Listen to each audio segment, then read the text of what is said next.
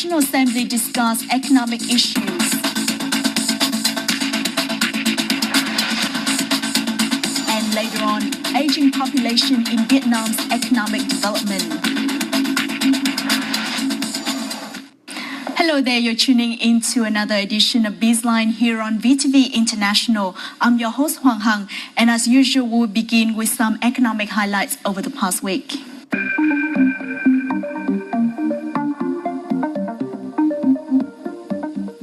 Last week, the 14th National Assembly convened its fifth plenary session.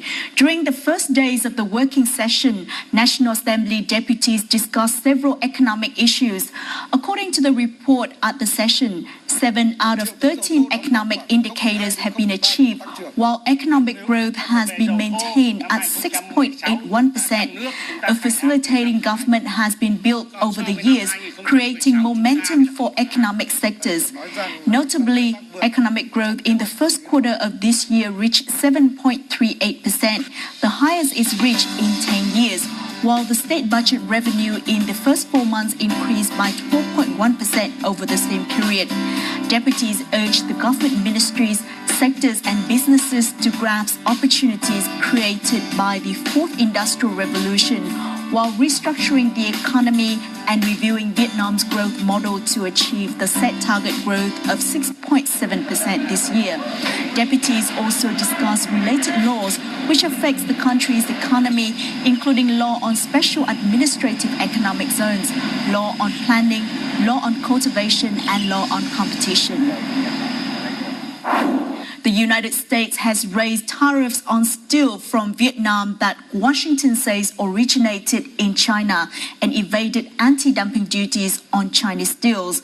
According to the U.S. Department of Commerce, importers of corrosion-resistant and cold-rolled flat steel from Vietnam will be required to post deposits to pay possible duties of 39 to 256%.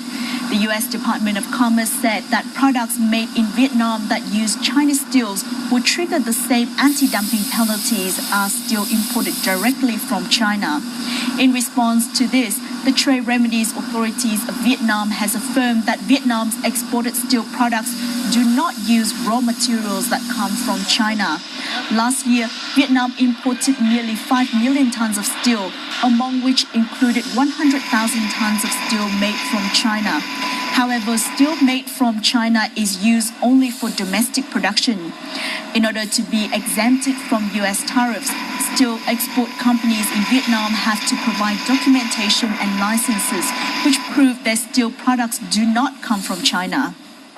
A provision in Decree 69, which was recently issued by the government, states that goods that are temporarily imported for re-export are subject to supervision until they are re-exported from Vietnam.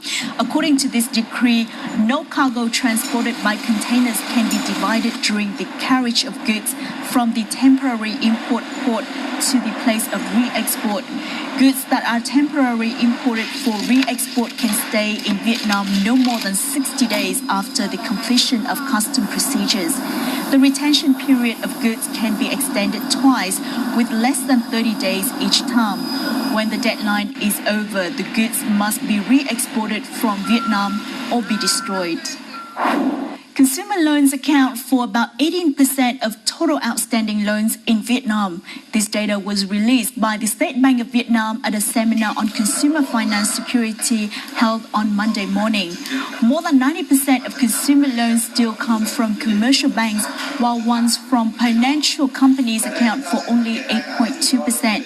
Experts have said that consumer lending in financial companies has the potential to grow further because of the simplicity of procedures compared to banks. Consumer lending rates in financial companies are about twice as high as ones from commercial banks, which go up to 20% to 30%. Most ATM domestic card holders still have to wait until 2020 to be able to use chip cards instead of magnetic stripe cards, despite growing card information theft. According to the State Bank of Vietnam, or SBV's payment department, some 90% of Vietnam's 77 million bank cards currently use magnetic stripe technology, which is easy to forge and lags behind the global trends. Security experts have also warned that Vietnam's delayed transition to chip technology can put the country at risk of becoming a haven for card criminals from all over the world, as it is one of the few countries where the use of magnetic swipe card is still dominant. Solidence, an Asia-focused corporate strategy consulting firm, recently released a report entitled Unlocking Vietnam's Fintech Growth Potential. In the report, Vietnam's fintech market was announced to have reached $4.4 billion last year and is estimated to grow to $7.8 billion in 2020. The main factors driving fintech development in Vietnam includes the increase of internet and smartphone users, the robust development of e-commerce, and the improvement of the country's regulatory framework. If 70% of Vietnamese citizens over the age of 15 have bank accounts by the end of 2020, Vietnam's fintech will be boosted. Those are some economic highlights over the past week. Up next in our crosstalk, we will see how Vietnam is preparing for its aging population and incorporating that demographic transition into its socio-economic development plans.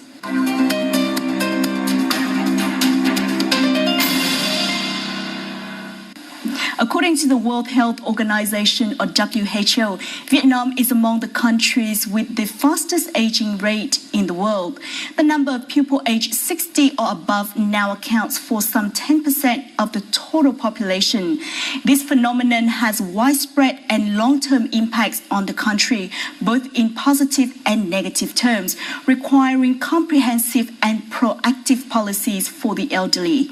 How has Vietnam attached that demographic transition into its socio-economic development plans? We first look into the situation in the following report.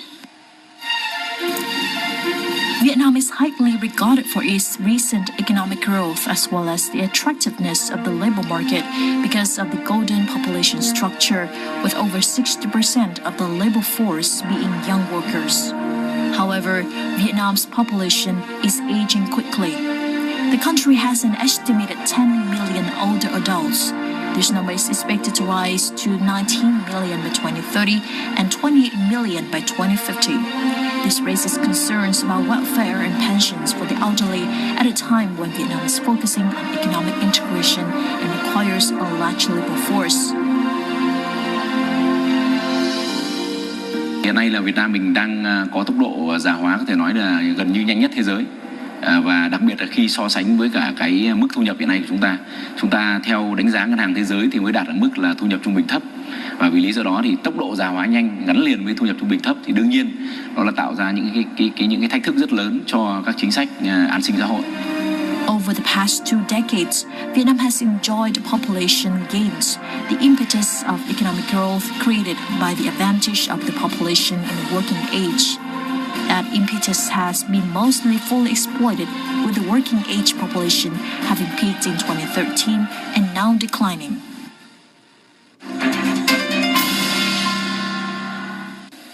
We have invited to our studio today Mr. Kengi Sihan, senior economist from UNDP Vietnam, for a more in-depth analysis on the issue. Well, thank you so much for joining us. Thank you. Thank you, Ms. Sam. Now, considered inevitable for the nation's development path, how does an aging population affect the whole economy? I think aging population is very important issue and a structural problem for all nations in the world. First of all, when the aging increases in the society, for the economy, I think dependency ratio will automatically increase, which means labor force will be reduced as well. In other words, the government's expenditures on health and social security will also significantly increase. This may also affect the long-term economic growth rate in terms of reducing public investments and increasing these sorts of current transfers. Another point is as the working age population increases, it may restrict the productivity of the economy. That may also deteriorate the long-term economic growth rate of the country. And one another point I can highlight is there may have significant changes in the consumption patterns of the society.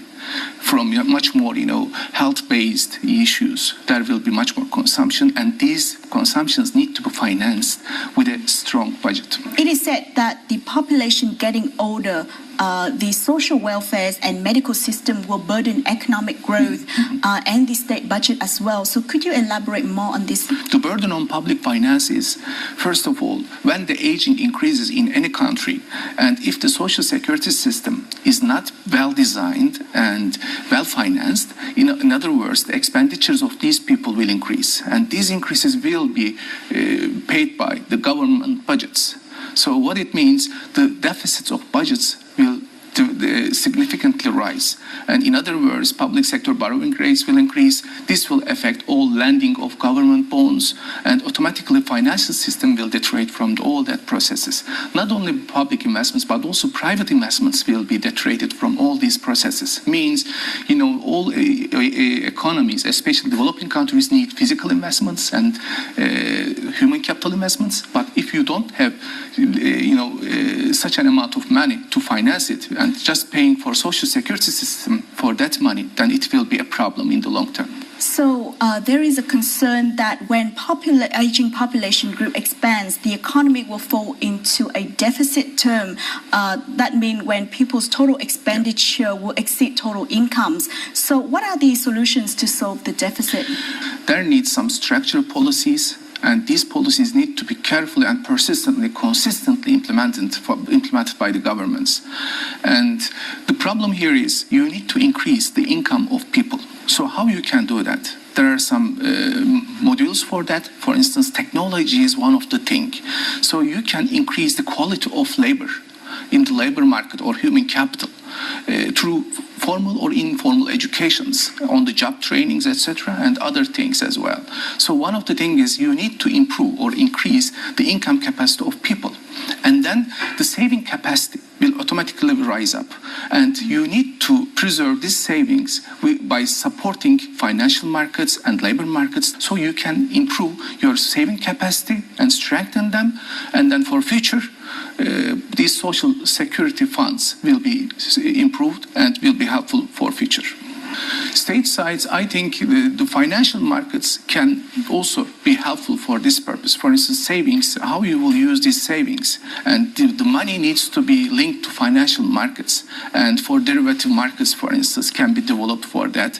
But of course, for this situation, regulations are highly critical, and security markets needs to be regulated in line with this. And in the global market, pension, there are huge pension funds, and all funds are regulated in this perspective, and this can be also implemented in case of Vietnam in future. Raising the retirement age has been proposed by the Ministry of Labor, Invalids and Social Affairs in May 2017. Although the policy is beneficial in utilizing the work experience of the elderly while creating savings in the pension budget, it also means fewer job prospects for younger generations. Có một bộ phận rất lớn các em của chúng ta bước chân vào nguồn nhân lực đang chờ công ăn việc làm, mà chúng ta lại không sử dụng cái chỗ đấy, thì chúng ta bỏ lỡ đi về cái sức khỏe của con người. Còn khoảng gần 200-300 ngàn các em cử nhân, kỹ sư đã tốt nghiệp đại học rồi, đào tạo cơ bản rồi, thậm chí có những em đã học xong đại học, học trên đại học rồi, học thạc sĩ rồi, không có công ăn việc làm. While many people advocate for the policies to raise retirement age, other people do not. According to a recent research by the Vietnam General Confederation of Labor, some 90% of the people, or the respondents when asked, all said that they do not want their retirement age to be extended, especially those working in harmful environments. For example, the seafood processing industry, the textile industry, and construction industry. Despite these drawbacks, raising the retirement age is still considered by policymakers as one of the key solutions to the aging population problem. The Ministry of Labor, Invalids and Social Affairs proposed 2 scenarios on raising retirement ages starting from January the 1st, 2021. The first is to increase the retirement age to 60 for women and 62 for men. The second scenario is to lift the retirement age to 60 for women and 65 for men. Đến năm 2026 thì Việt Nam bắt đầu vào cái giai đoạn già hóa dân số, và các chuyên gia quốc tế đánh giá Việt Nam sẽ là một trong những quốc gia mà có tốc độ già hóa dân số nhanh nhất thế giới trong thời gian tới. Chúng tôi có nêu với 2 phương án. Tuy nhiên thì chúng tôi thấy rằng kinh nghiệm quốc tế họ nói là tốt nhất là chọn phương án 3 tháng một. Và như vậy thì sau 20 năm nữa chúng ta mới hoàn thiện được cái tuổi nghỉ hưu của phụ nữ là 60 tuổi. Và 8 năm sau nữa, kể từ năm 2021 thì đàn ông mới là 62 tuổi. Như thế cũng thể là, chứ không phải như dư luận hiện nay hiểu rằng chúng ta quyết một cái là thành 60 tuổi ngay và nam là 62 tuổi ngay.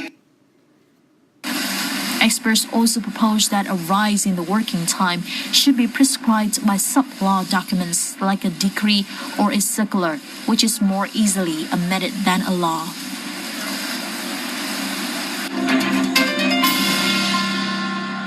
Among the solution, extending working age for workers is one of the most feasible.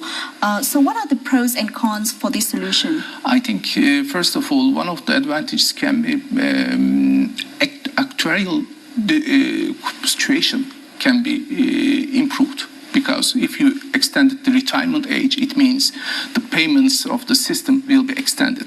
The distribution of burden, of financial burden, the distribution of financial burden for these future payments also will be better distributed. It is also another important point. In case of disadvantages, I can say that if you extend the working age, in other words, it may also rise the unemployment rate. And another point is in the labor market, if you have much more older people, it means there may have some limitations on productivity side. The higher the ratio of older people, the less dynamic of the economy. So it may not easily can be transformed again for high productivity rates. Now, raising retirement age also means that we may have to face lower productivity, as you've mentioned earlier. So what are the policies for us to really improve productivity and also labor quality in order to overcome such traps? Yes, I think productivity is the key policy issue for the long-term economic growth and sustainable economic growth for any country. And Vietnam is in a transformation process and needs to strengthen all the micro-linkages that will help to the productivity. And from that way, if we look, labor market is highly critical. And quality of labor needs to be improved. As I mentioned, in terms of educational quality, in terms of access to labor market, in terms of moving from informal to formal economy. If this can be achieved by implementing structural reforms by the government in a long-term perspective, then definitely productivity will significantly increase in the country, which will help for the long-term economic growth. And I can also mention about the UNDP is also working on all these projects, all these activities, especially related to productivity. What are the thresholds or problems in the micro sectors? Now, it is said that solutions to an aging economy do not restrict to only the elderly, but also the younger people as well, through encouraging saving for retirement at a younger age and social policies for them as well. So is it necessary to restructure some economic models in Vietnam in order to do so? Yes, of course. I think young people are the most important for any country, for future of the country, So these people needs to be well equipped and well trained people, first of all, because the main important point here is to have higher income. So if you want to have higher income in your society, you need to have well-educated and high value added in these sectors. Much more engaged people needs to be there. So the higher the quality of education, the higher the quality of labor, means the higher the wages and salaries for young people.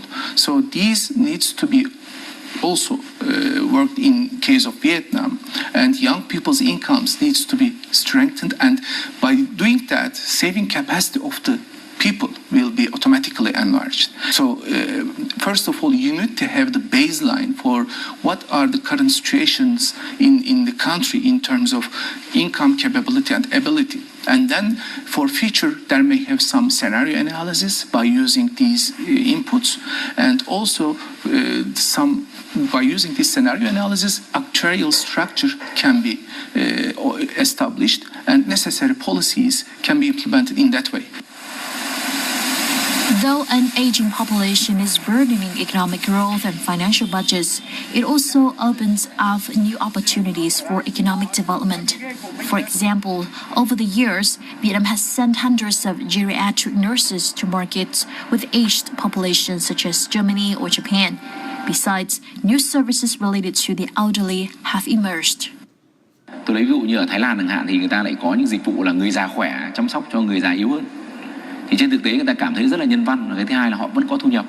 Thế thì cái người mà già ấy phải chăm sóc cho chính người già thì đương nhiên là họ cảm thấy rằng là họ vẫn là những người mà có đủ sức lực để chăm sóc những người khác, và vì thế nó tạo ra một xã hội rất là nhân văn, nhưng đồng thời là cũng là một xã hội mà tạo ra được việc làm cũng như là thu nhập cho người cao tuổi.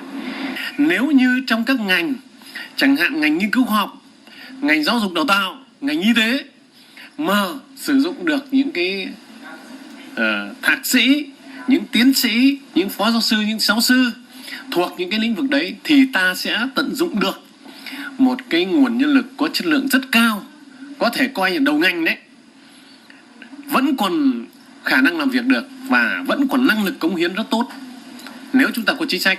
Nhưng tôi nghĩ rằng không nhất thiết phải cứng nhắc để đưa vào luật. Những ngành nào có những loại lao động như thế cần phải kéo dài tuổi làm việc cho họ, thì anh cho họ cái cơ chế để họ ký hợp đồng. An aging population also provides a chance for the nation to review and complete its economic development plans with long-term solutions. Those include increasing labor productivity, improving education, and having productivity-based rather than seniority-based salaries. Khi mình nói đến người cao tuổi thì mình đừng nghĩ rằng chỉ là người cao tuổi bây giờ, mà phải nghĩ đến cả người cao tuổi trong tương lai, và các chính sách thích ứng với dân số già đấy thì hàm ý rằng là chúng ta phải chuẩn bị từ bây giờ. Cho nên như tôi vừa nói ở ban đầu ấy, thì là chúng ta đang có một cái cơ hội vàng, là có một cái cơ cấu dân số rất là đẹp, tức là có số người trong độ tuổi lao động đang tăng lên và tăng lên rất nhanh, và chính vì lý do đó thì làm sao tạo được việc làm sao thu hút họ vào hệ thống an sinh xã hội. By improving elderly health care and encouraging saving for retirement from a young age, the future elderly will be able to live more independent. We have talked a lot about the negative impacts of aging population. Is there any positive impacts at all, in your opinion? I think if the aged population is, as I mentioned, it's a long-term process, and if the country is considered and plans for future in a long-term period. So if the necessary structural reforms is implemented truly, then of course aging population will not be so serious problem for the country. I mean, structurally there are some difficulties, of course, but as I mentioned here, if the quality of labor for these people are higher than on average of the people of other countries, then automatically I think this is not going to be so difficult. And another point is, as I mentioned, social security system. If the country established a well-designed and well-pictured way in the past, so all the long-term benefits will come after. But again, aging population is a fact, and every country needs to consider these things before coming as a real problem. I mean, for instance, in case of Vietnam, I think in the next 15 to 20 years, the necessary policies has to be implemented. Otherwise, all these things will be a serious problem for future of the government and economy, I mean. Now, what opportunities can be seen from an aging economy? Private sector needs to also support this financially, this pension system. I mean, the workers, employees in the private sector also needs to be linked to this social security system. It has to be, I think, a little bit compulsory maybe, but this has to be done. Financially, interlinkage needs to be strengthened. This is one issue. Another point is, for private sector, especially as I mentioned, when the consumption patterns in the society changes, then services became much more popular, like health tourism, like age people care sector. All these sectors, I mean, these sorts of services sectors became much more important for many countries. So this can be also used as a potential opportunity. Another point is for private sector investments, because when aged population increases in the society, and in any case, private sector needs to make investments. But these investments, if these investments come with technology, so the ongoing and existing labor market will utilize this technology much more. So for the future of the country, I think by using technology, productivity will significantly rise, and which may also help, I mean, for this situation for future. Could you share with us some lessons from aging economies in the world, such as Japan or Germany, and how they have resolved the existing issues? I can say that in case of Japan, for instance, they introduced new medical technologies for medical services. They also strengthened their national pension system, quality of national pension system, by introducing new packages, new programs. So this is also another point that I can highlight.